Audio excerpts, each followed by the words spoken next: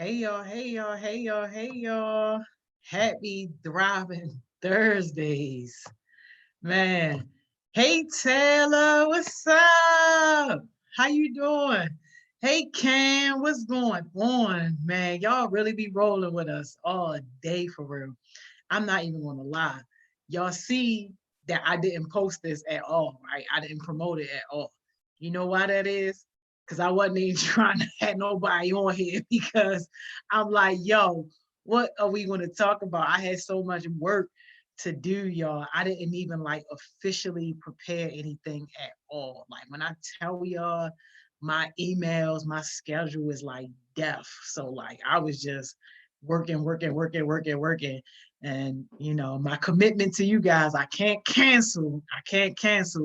But I'm not always going to be able to like officially have something prepared. So we just going to kind of go with the flow today. And whatever questions that y'all have about anything, we talking leadership, we talking entrepreneurship, we talking business ownership, we talking some of the opportunities that we got going on now, like anything whatsoever, any kind of questions that you need answered, like now is going to be a good time to do that, and we can just shape the conversation around whatever it is that you guys feel is important, and I'm completely 100% fine with that. I said, oh, Tab, no, I ain't slacking, yo. If anything, I'm working too hard, yo, trying to get money in y'all pockets over here working too hard. Let's talk about how to prepare yourself for being rejected. Woo! That's a good one. That's too good. Yeah, that's a great topic. Yeah, we could definitely talk about that. We can definitely talk about that. Let me y'all know normally I like a whiteboard. So I got my little small whiteboard over here. So I might be taking some notes and showing y'all some notes on my little whiteboard. But let's get at a little bit of thought. Preparing yourself for being rejected. Um, I would definitely say, as with anything, you always want to first be prepared for whatever the worst outcome is, whatever you think that worst outcome may be. I know that helps me a lot, and that is totally different from that idea of overthinking and putting yourself in a position to where as though you are overcome with fear, you are overcome with anxiety, and therefore you are in a position to where as though like you don't move. Like this is different. This is saying that you are basically calculating your risk, right? And then calculating your risk, you are thinking about, okay, what could legitimately go wrong? And if that does go wrong, what am I prepared to do in order to try to mitigate those or to make the burn less? Taylor said, I get so distracted when I practice for like an interview and I don't get it. Oh, yeah. And see, that's an easy thing. That's a that's a that's an easy thing, but I can understand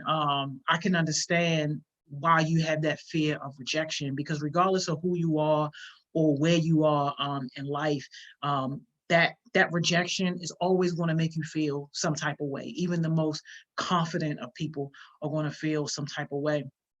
But if we're using that scenario, it's kind of like the screenplay, then I would say first just put yourself in the mindset of, number one, you are worthy of whatever that opportunity is, whether or not you get it, right? So you already know that you are competent, you already know that you are capable, and you already know that it's something that you deserve. And kind of once you make peace with that part, then at least the emotional and the spiritual part of you is okay.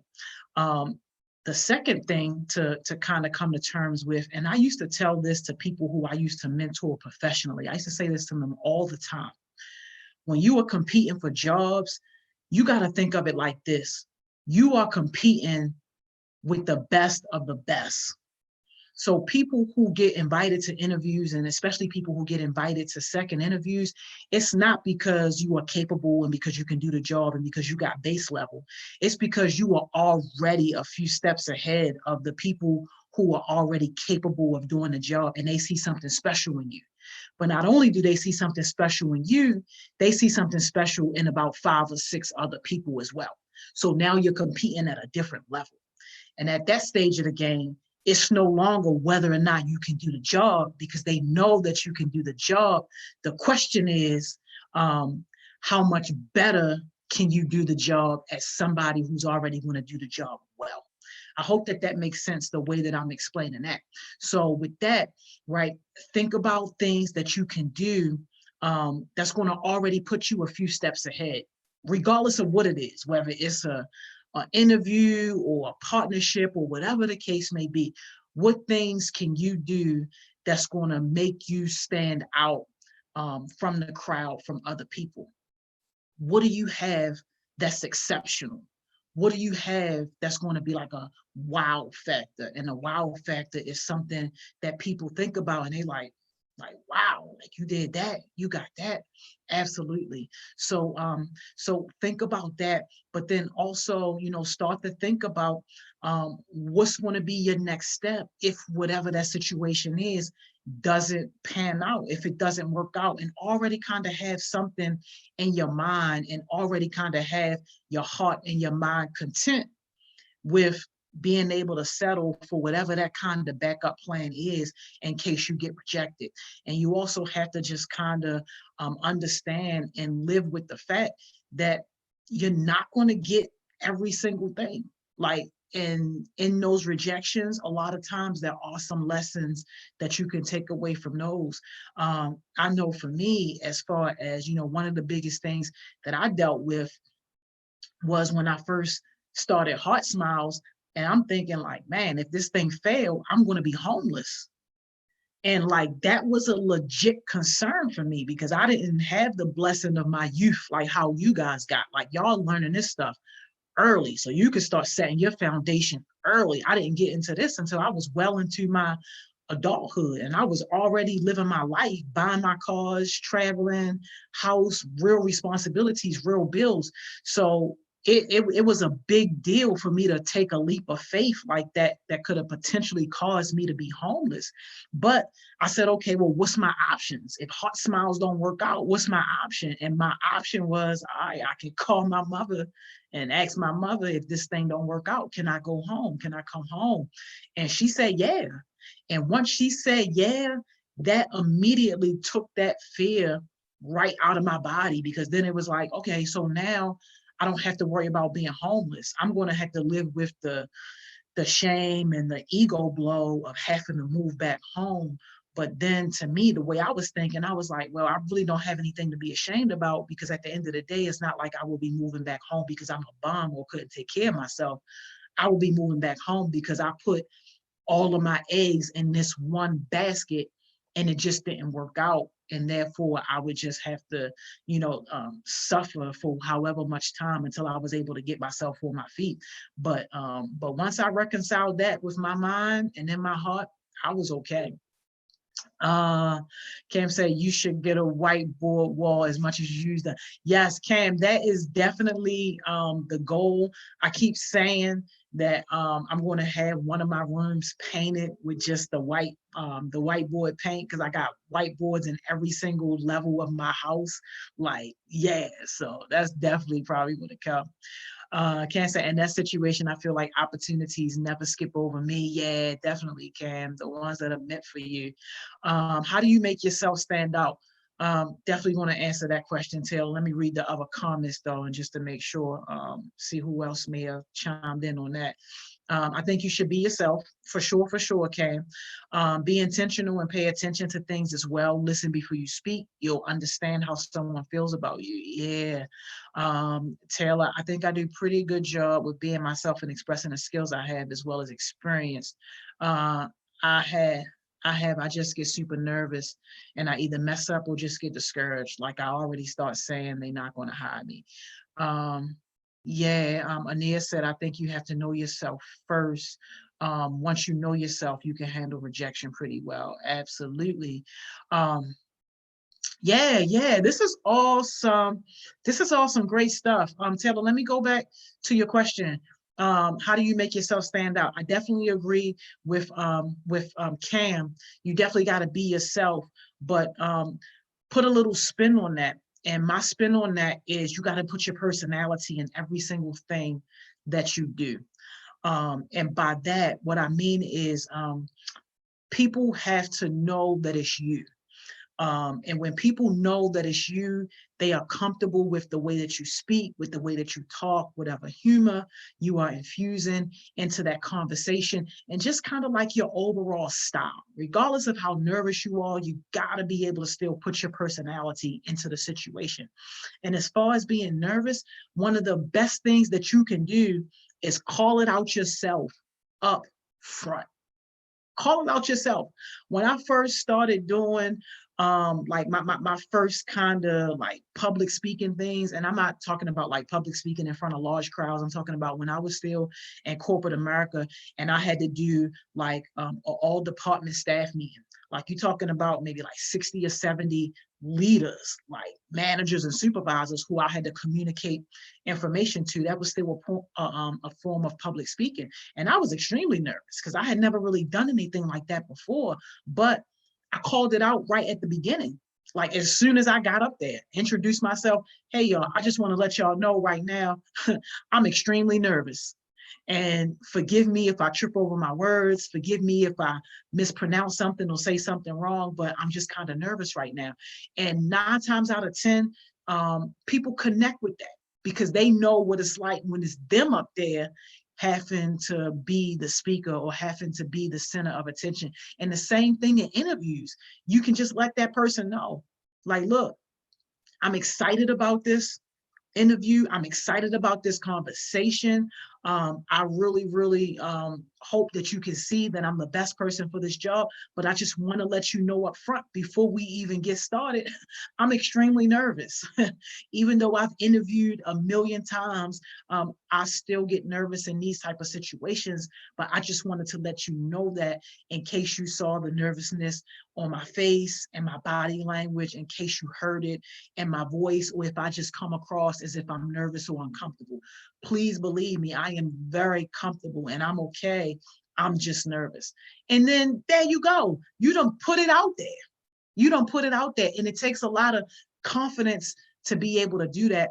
And you automatically gain respect. You automatically gain trust from whoever the person is that you're talking to, because now they see you as someone who is not afraid to be vulnerable, as someone who is not afraid to admit your weakness. And too many times people get into this phase where they think they got to be perfect and they think they can't show weakness. They think they can't show vulnerability. And people don't trust that. People don't like that. So to be able to admit that up front, you're already now making yourself stand out and putting your personality into that situation. Can say you have to speak it into the universe, speak positivity over your life. Absolutely can. Taylor, sometimes seeing the interviews face to face make me feel sad as well. Man, you can't be feeling sad about that. You definitely can't be feeling bad. Hey, Jordan. Hey, Maya. Good to see y'all. Taylor, that's one of the reasons why I don't want a job. Entrepreneurship is the way. I'm extremely nervous. I'm glad I don't sweat because I'll be sweating bullets all the time. I get nervous. Hey, man, listen. Entrepreneurship is a job, though. So like for real, don't ever get it twisted. You're going to be the HR person, you're going to be the marketing person, you're going to be the social media person, you're going to be the CEO, you're going to be the VP, you're going to be the janitor, you're going to be the customer service person, you're going to be everything. And not only that, worse than interviewing, even worse than interviewing as an entrepreneur, you're going to have to talk to other people about why they should invest in your business, why they should partner with your business, why they should patronize your business. So be be less afraid about the idea of interviewing, and just be more conscious about the fact that it is okay to admit that you're nervous, because that feeling is probably not going to go away like for a long time until you truly find that to be like a comfort zone of yours. So the feeling is not going to go away. The thing that you got to do though is you got to, number one, call it out for yourself so that people know what they're dealing with and they know what they're looking at. And then two, make a commitment that that nervousness will never ever stop you from making the move or doing whatever it is that you have to do. Because only when it stops you, like, that's when it really becomes a problem. And it's okay, because I've been in interviews and seen interviews where people were sweating bullets. I mean, like, guys, shirts wet all up under the arms and all that crap. And I used to tell people all the time, like, look, calm down. Like, it's okay. Like, we are human in this situation. It's no pressure. But you definitely want to try to find your comfort zone and find your sweet spots with interviews. Maya, that's what my mom tells me every day. Yeah, absolutely. Your mom is a smart lady.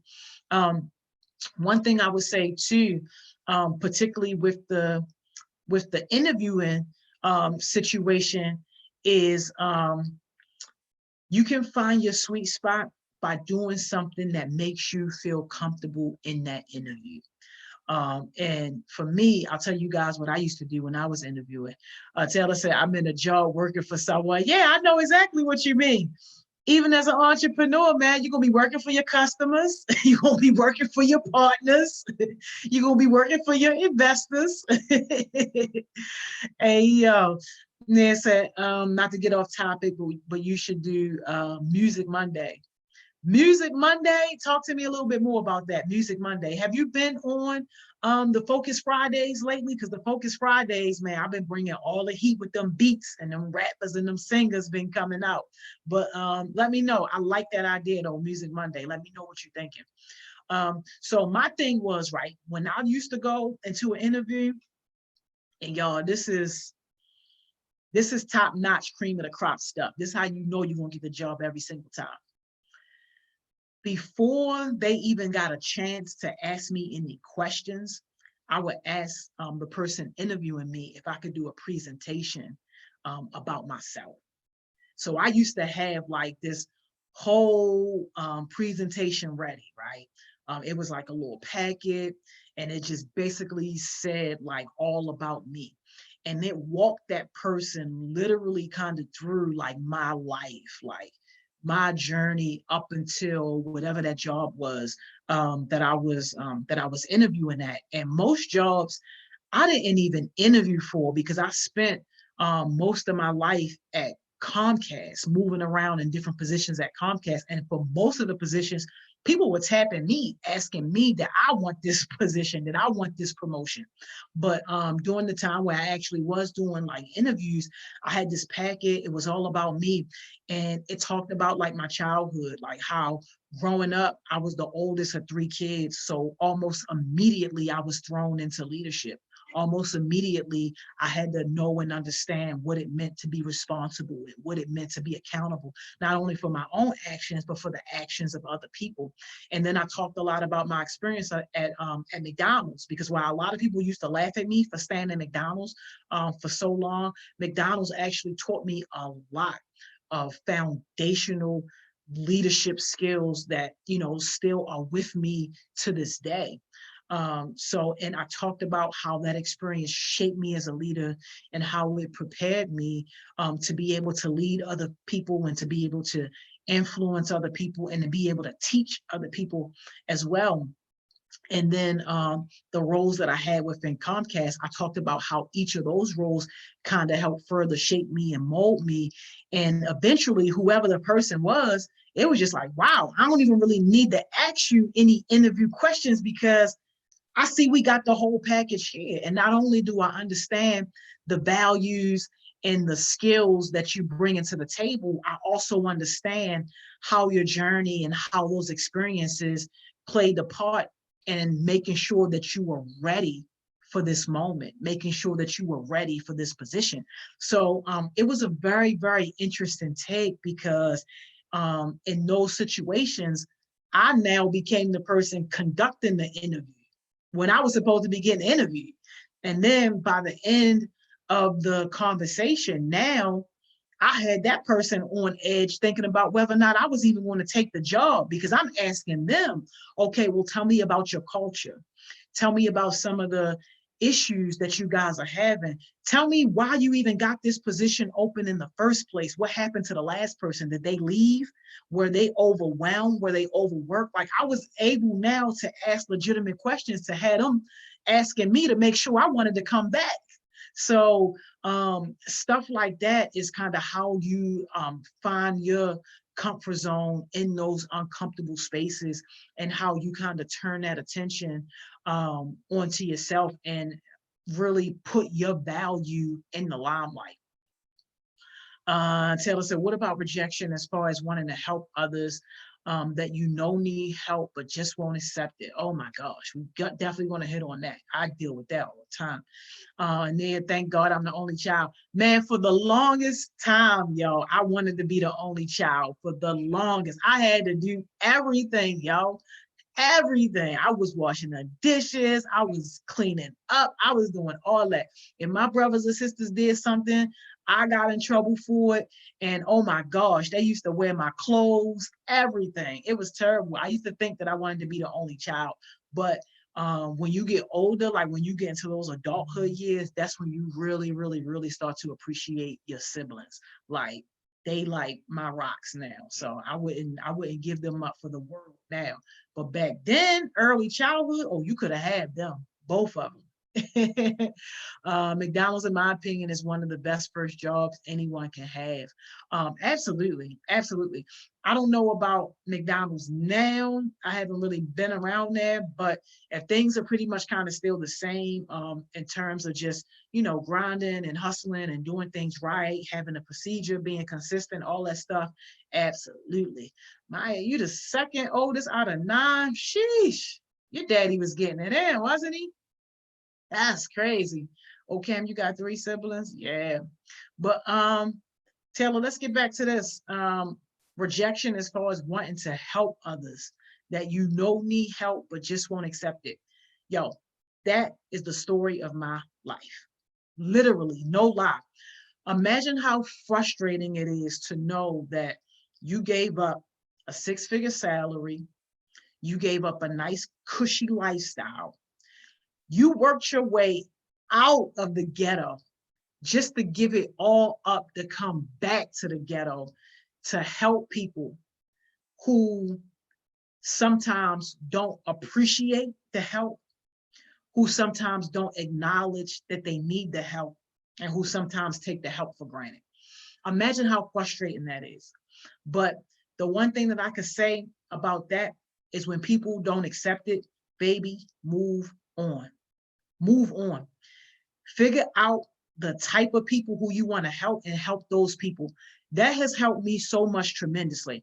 I don't have nearly as much stress on my chest as I used to about getting frustrated with like kids who got all this potential but really not doing nothing with it.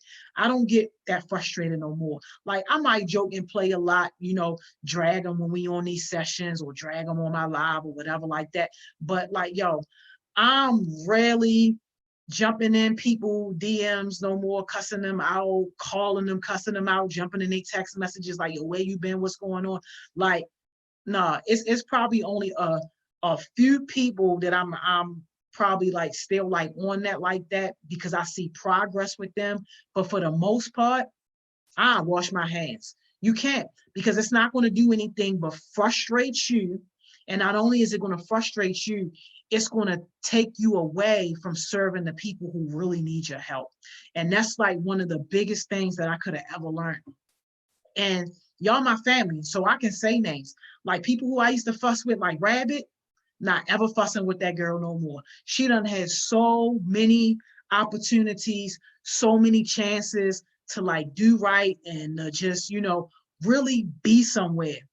You think I'm fussing with Rabbit anymore about opportunities and about being consistent and about just doing something with your life because you're about to be 18 in a minute and things are about to get real? Not doing it no more. Lyrical J, Love her to death. Yeah, she popped up last week. Love her to death. Used to fuss with this girl back and forth, back and forth, back and forth. You think I'm about to waste any more time on that girl? And she is so talented, got so much going for herself. Like definitely a real life superstar in real life. But what I see is I can't want it for her. I can't be investing in her more than what she's investing in herself. So you know what? I gotta put my investment into people who are willing to invest in themselves. And don't get me wrong, I love both of those kids with everything in me. But will I do any and everything for them anymore? Absolutely not. Will I break my back to do a favor? Absolutely not. When the time comes and they need something and they could have been got it if they would have been consistent, will they be getting it from me? Absolutely not. I'm not doing it no more. I'm not doing it. Bye, baby. That's how you gotta be on that.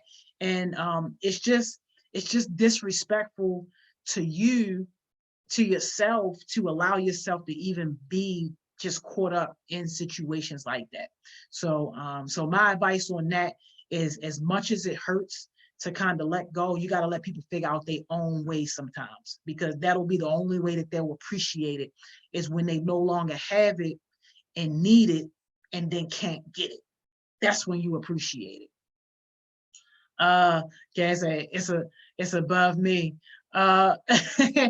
What I always say to myself, if I'm trying to give advice or give help to someone, is you can only do so much, and you can give them so much, but at the end of the day, it's their choice to listen or not. You can lead a horse to water, but you can't make them drink. You know you're done when you wash your hands. That's my problem. It's a gift and a curse. I guess I see more in people than they see in themselves. Absolutely. It is definitely a gift and a curse. And sometimes we do see more in people than what they see in themselves. But you know what else is also so true is that people aren't really going to do anything with themselves or be better until they really are ready, until they really want to do it like for themselves. And for us to push that on people, sometimes we end up doing more damage, because then now we handicap that person. Don't ever get it twisted, y'all. Poverty is a business. Poverty is a business. People get paid, and I'm not saying y'all personally, pointing my finger at y'all, but just y'all in general. People get paid for y'all to stay ignorant. People get paid for y'all to stay in mental and emotional poverty. People get paid for y'all to be on welfare. People get paid for y'all to be in a position to need and to want government services and government assistance. People make billions of dollars just because people like you choose to stay in this mediocrity lifestyle. People get paid that. HeartSmiles, Joni Hollifield, I don't want to get paid for that. I don't want to get paid for none of that. I want to teach people how to do for themselves, how to take care of themselves. And that's why you'll see with like a lot of programs and situations, they're not teaching you how to do it. They're doing it for you so that you can have that codependency. And that codependency, that's really going to break a person a lot more. So Taylor, when you are in that habit of just trying to give, but not letting people work for it, you're not really helping them anyway. You're doing even way more damage than what they're doing to themselves, because now all you're doing is teaching them how to depend on you. And when you're gone, or when you've grown out of that situation, what they going to do, where they going to go, they're not even going to know, because now they've come to become so codependent that they don't even know what their next move is without you. And that's why I push people so hard, because while HeartSmiles is nice, I don't want y'all to need no daggone HeartSmiles. I don't want you to be dependent on no daggone HeartSmiles. Get what you need from HeartSmiles now in this season of growth, in this season of learning. Get what you need and then take it and graduate from HeartSmiles. We don't want to see you no more. If we do see you, then come back to give back to the next set of young people that we helping and that we growing and that we maturing. But don't come back because you still need us and you 20 something years old and we done gave you what you needed while you was 15, 16, 17, 18. Like, and it's sad because I see, especially our people who are like 18 and 19, I see a lot of them being in a situation where y'all going to need us, but it's going to come a time where this season is going to be up for you. And I'm going to have to politely say, yo, it ain't no more that we can do for you because you done aged out. And if you haven't took enough or done enough to put yourself on your own 2 feet, Miss Joni ain't taking responsibility for that because that's not what I signed up for. I signed up to help you to help yourself, not for us to be helping you indefinitely. Now, if we were a different type of nonprofit, and if that's how I made my money, then absolutely. I'm not going to teach you how to do nothing because I need you to keep coming back to HeartSmiles so I can keep getting checks. But that's not how we work. And y'all can ask Miss Emma. I turned down so much money just because I don't want to be in that hole. Ask Miss Emma. She even asked me earlier today and was all like, Joni, do you want to get paid from this? Because they was offering. I'm like, no, I don't want to get paid from that. Or whatever they was going to pay me, pay the kids. And that's why even when y'all heard me talking on success sessions earlier, I said, yo, we got 2 more spots left to pay people for these programs. That's because I refuse to take a salary. Because I'm like, no, I'm not taking no salary. Put this money in the kids' pocket, but y'all better be smart about it and learn the lessons so that you can stand on your own 2 feet when it's time to stand on your own 2 feet. Let's get into these comments, man. Let's see. You can motivate people or waste your time. Absolutely. Absolutely. Taylor, what if it's too late though? I would hate to see my friends go down. Man, listen, then if you want to be a real friend, it's better to let them go down now early to where as though they still got time to make that up and recoup. Because if all you're doing is handicapping them, it's going to come a time where you won't be able to handicap them. It's going to come a time where you just simply can't because now you got your own family, you got your own priorities, you got your own situation, and they're going to be in a worse spot than what they would be in now. The sooner you can learn these hard lessons, the better. It's better to fall on your face now while you 18 than to wait until you 25 really out there to fall on your face. Like, no, listen. The best friend is the friend that's going to keep it real with you and not have you living in no illusional world thinking that you got it together and you all good when really you not. A good friend is not going to be afraid to say something that may hurt your feelings, but that's absolutely real. I'm not saying go out here and strip people of their confidence and strip people of their self-esteem, but you do got to go out here and be real. And that's why every time when I be dragging people, can't nobody say nothing because unfortunately the crap be true. It be 100% true. Like nobody can say nothing because it be true. And at the end of the day, when they get older, they're never going to be able to say that Miss Joni ain't tell me. You might be able to say, Miss Joni hurt my feelings. You might be able to say, Miss Joni embarrassed me. You might be able to say, Miss Joni dragged me all the way across the internet. But you're never going to be able to say that Miss Joni ain't tell me that this day will be coming. You never going to be able to say, Miss Joni ain't never tell me that I had to be prepared to take care of myself, that I had to be prepared to stand on my own 2 feet. Nobody's ever going to be able to look me in my eye and say that I didn't tell you. And I'm not going to feel bad seeing somebody in a messed up situation that they put themselves in when I gave them an opportunity to not be there. Now, I would feel bad if I didn't say nothing and I just watched somebody hang themselves. I saw them put the rope around their neck. I saw them climb on top of the tree and I saw them jump. And all I did was just stand there and watch. I would feel bad about that. But when somebody tied the rope around their neck and I'm pulling the rope like, no, yo, don't do it. And when somebody climbing on top of that chair and I'm like, no, get down off of that chair. When I'm doing everything that I can, exhausting all of my energy, trying to keep somebody from hanging herself and they still do it anyway, I'm not going to feel bad about that because I know that I did everything that I could. And I'm not out here kicking people's chairs. People don't even need me to kick their chairs. They kicking their own chairs. It's just a show right now. Like, wow, who next? It's crazy. It's crazy. Anaya says, sometimes I lose myself trying and wanting to help other people when I don't expect nothing in return, but only want what's best for them, if that makes sense. And that makes 100% sense. Yo, I feel you. But you know what? Don't lose yourself, because there is somebody out there and there are other people who need your love, who need your support, who need your guidance. Stop wasting it on the people who not ready for it. And just be your let that be your call to say, hey, I'm not going to waste any energy here. I'm going to put my energy somewhere where it's appreciated, where people are grateful, and where people are going to be able to use it. Like, don't ever lose yourself for nothing, for no situation.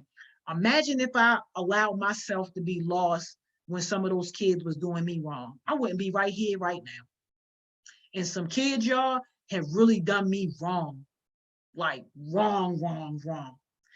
But I still always kind of kept it in my mind that, you know what, even though these kids were bad, not all kids are bad.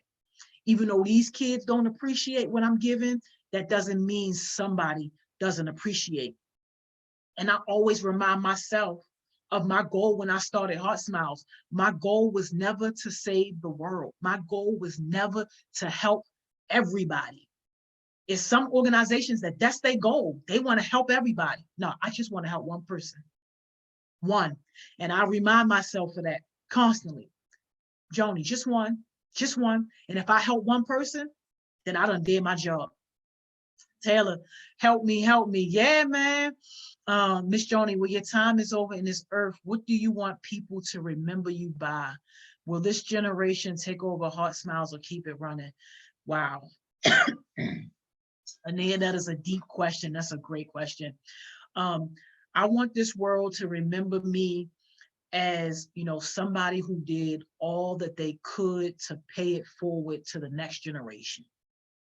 I want people to look at my life, especially people who are in underserved communities and people who come from where I come from, the ghetto, like straight poverty.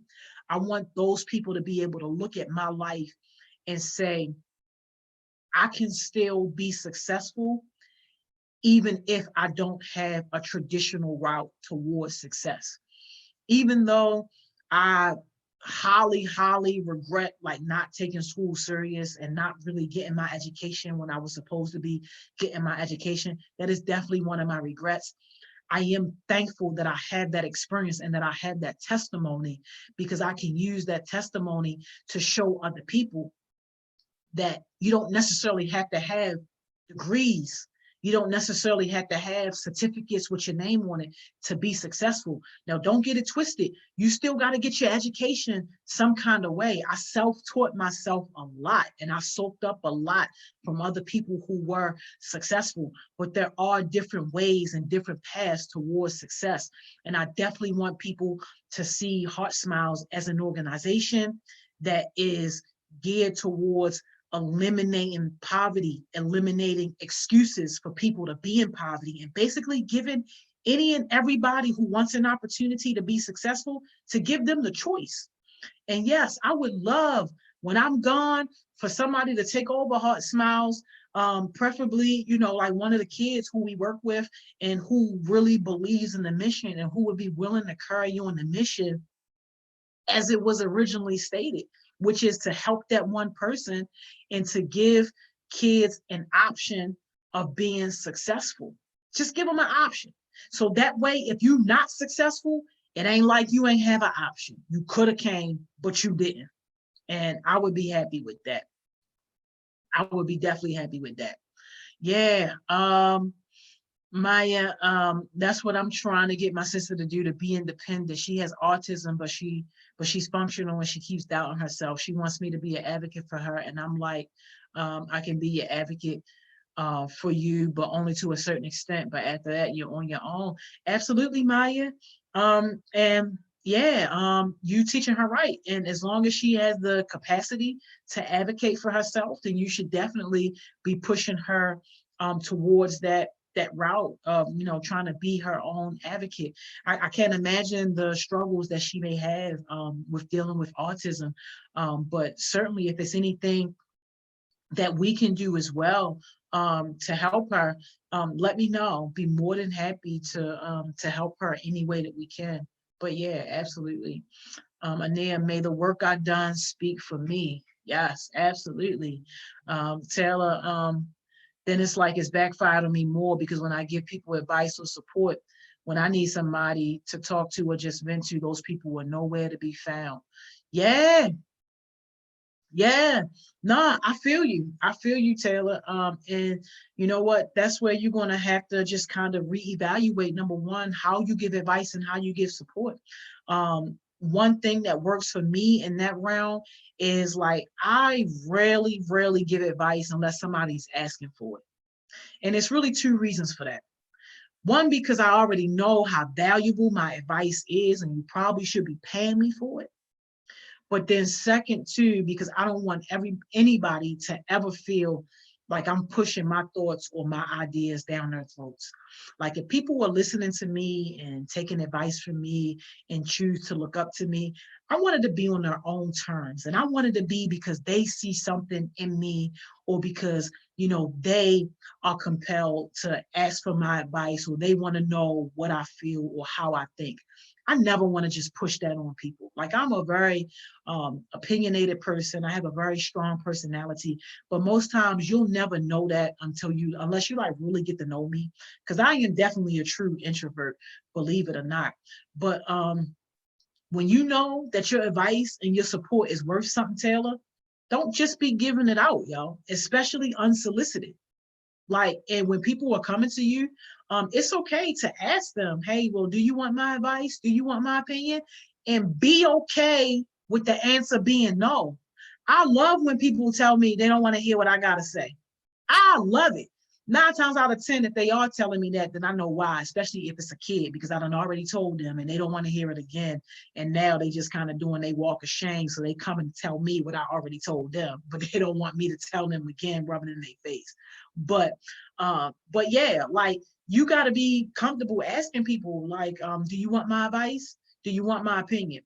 And be comfortable with when they say no, okay, and be cool with that. Sometimes people just need you to listen and it's okay.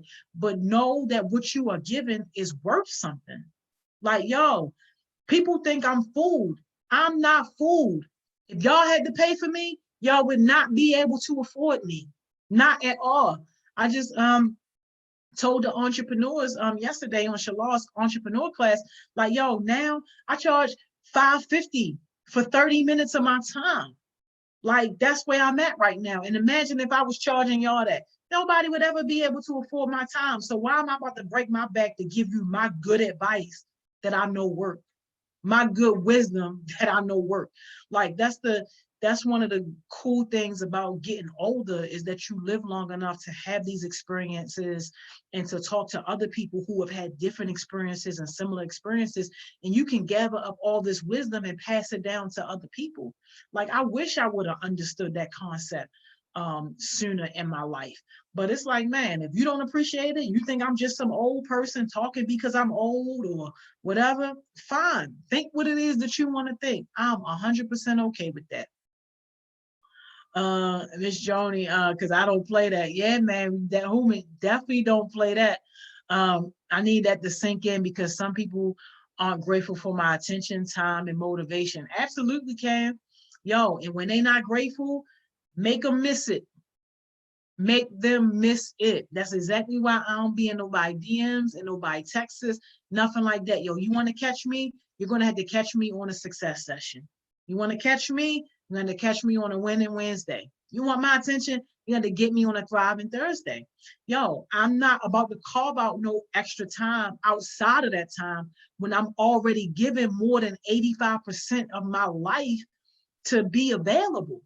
But no, because you want to be lazy and because you want to take shortcuts, you want to think you want to get me after a success session. No, I'm not answering my phone.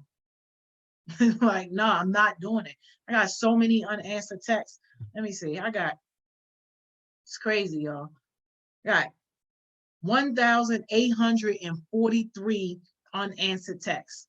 I only answer texts from kids who are productive and from my family and my team members who are actually like part of adding value to my life. So I'm sorry if you happen to be watching this and you one of the people that's either on read or on delivered.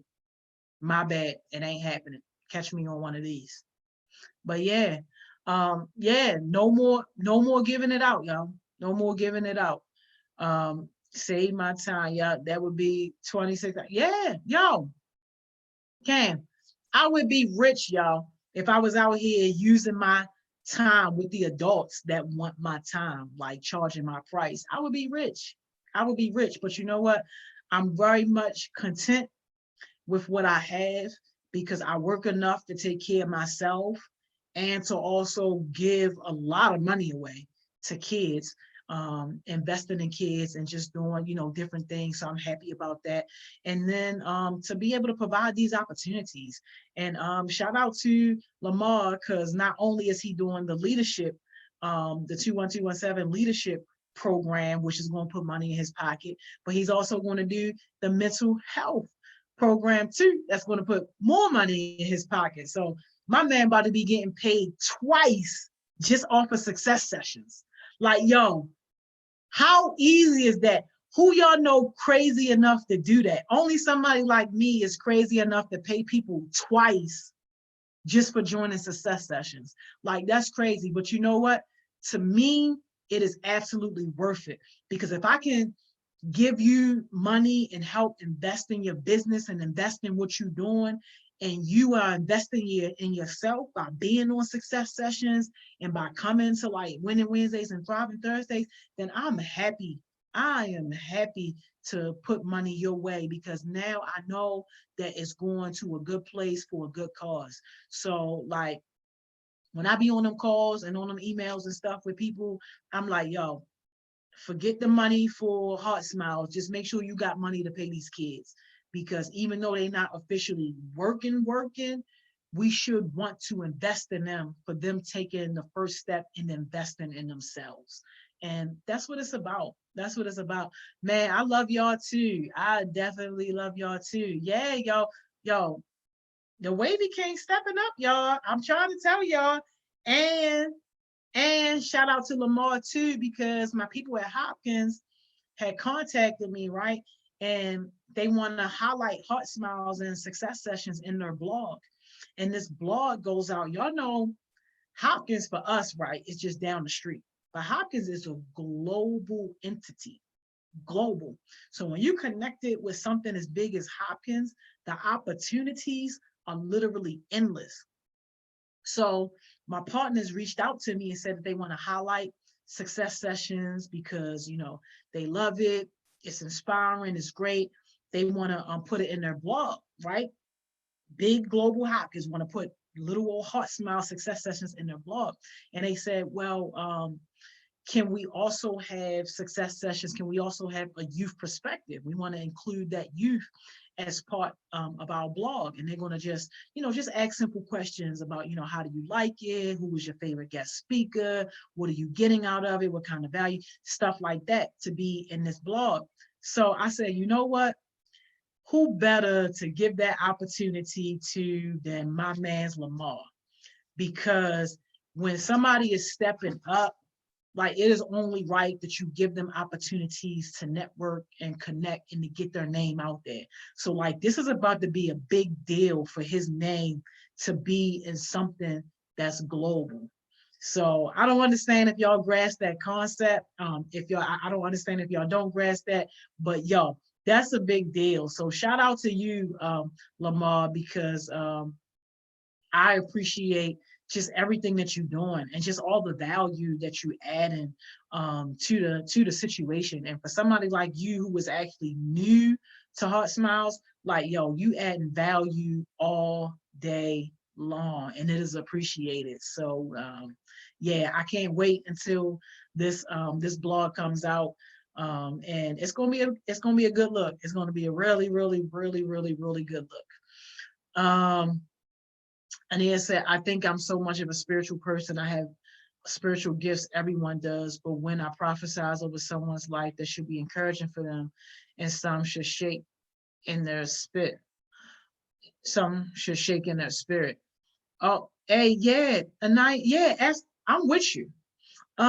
Were you on the session? Who talked about spiritual gifts? It was either Miss Simone or Miss Mo. I can't think of who it was, but they talked about spiritual gifts, and I definitely believe in that myself. And I believe that everybody has a gift. Whether or not you use it is the question. And it's definitely frustrating when you see people walking around with these big gifts and they're not using them and they just letting them go to waste. But you know what? You continue prophesizing and speaking life over people's lives because we need that. People need that. And especially as a young person, for you to be doing that so young, that truly is a gift. And you are lifting people up and you are building people up. And that right there, that is absolutely priceless. So thank you so much for being the light in the world of other people and literally giving other people a reason to keep going. Like that is amazing. Yo, Wavy King is James. Listen, y'all. James ain't got one wave. Where is James Waves at, y'all? No, Lamar is the wavy king. Lamar got the waves on swivel. What is you talking about? Maya, I would text you on Instagram about what I got going on because I need some business help with marketing and stuff. Maya, was you on Thriving Thursdays last week? Because we talked about business stuff. Yeah. We talked about business stuff. And can't say ain't no little Miss Joni respect. Hey man, you ain't even lying. Yo, this time is gone, yo. This time is about to be gone. Hey, Taylor, you in this gift, yo, this mercy, yo.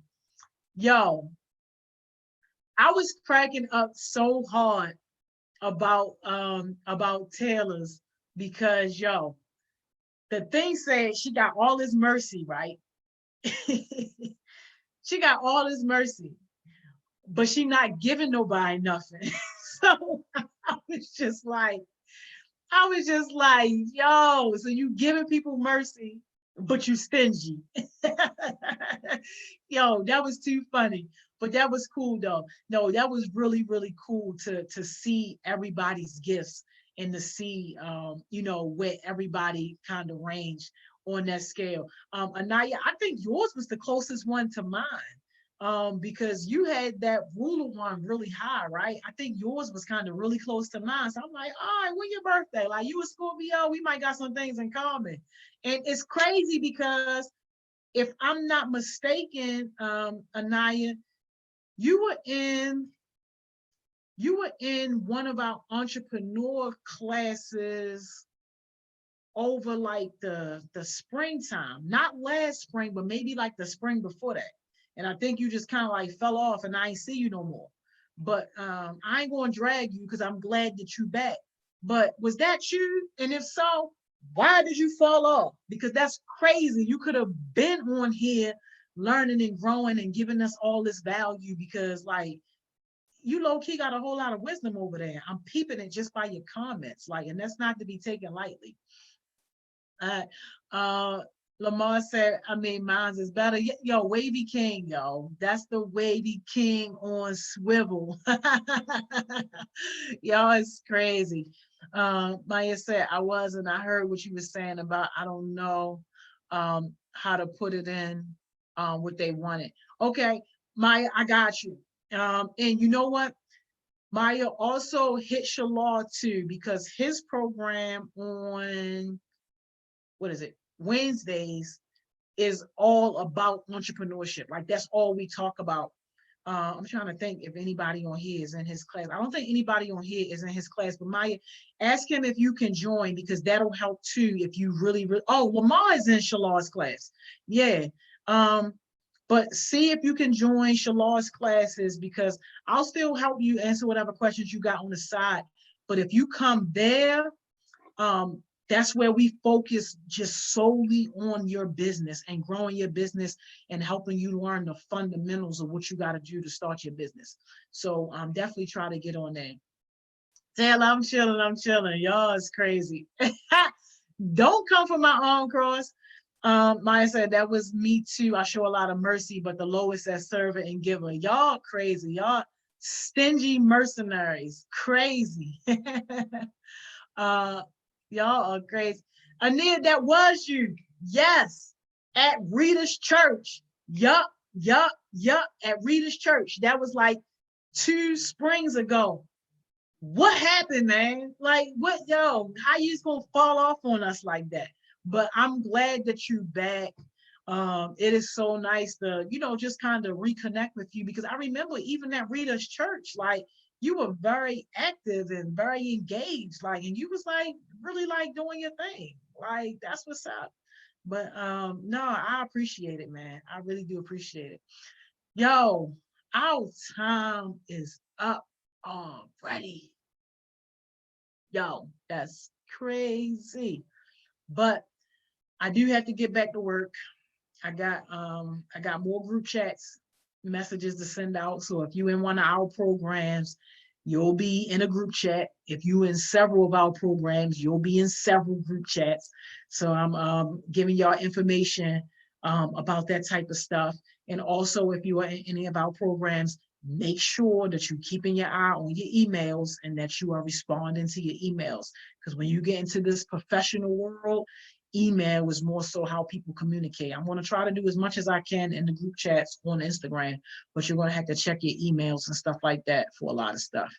And he said, I had no idea while I fell off. Life, what happened? I had to find what my purpose was and fulfilling that. I'm glad I'm back and I didn't forget about what you taught me. Oh, that is so nice. Thank you so much. And you know what? I respect that. I respect that.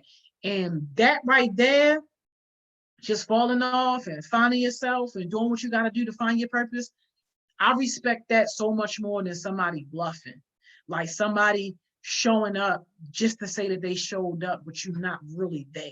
Like you showed up physically and that's it. Like I respect that so much more, because then when you do show up, you really ready for what we got and you really ready to take advantage. And I promise you, baby girl, you stick with us, you're going to have so many opportunities. You're going to be doing so many things. You in one of the programs too. So that's going to be like your first like real like introduction into like a leadership program and actually doing like a little bit more. But trust me, it's way more to come after that, way more opportunities. You can ask Cam, like her schedule is full with things she got to do. She on all type of committees and doing different meetings on councils and all that type of stuff. So it just all depends on what you want. And our goal truly is to help you be successful however you deem success. Yeah, Taylor said, I wish I had met you when you had dreads. Man, no, you do not. And Taylor, you ain't know me when I had locks. Like my hair ain't even really been short that long. It just passed a year. Like this November that just passed was just a year that I cut my hair off. And I wasn't even supposed to cut my hair off, y'all. That was a whole mistake. I was not trying to cut my hair off. I was not ready to be bald. I was not ready for that. But what happened was I was trying to comb my locks out because I just wanted my locks out, but I still wanted my long hair. But got to the front, yo, and the front just wasn't holding on. So I just had to cut it off. It was a whole entire mess, but I was not ready. Not ready. Cancer, I got these deliveries tomorrow. Hey, I know that's right. I wish we had took more pics so I could make an edit for our meeting, each other and anniversary. Maya, we got a lot of pictures. You just wasn't there, baby. We got so many pictures. You should have been there, girl. Yes, engagement definitely is really being there. Taylor, I wasn't always like this. I used to be scared and shy, stay quiet. I'm really breaking out my shell.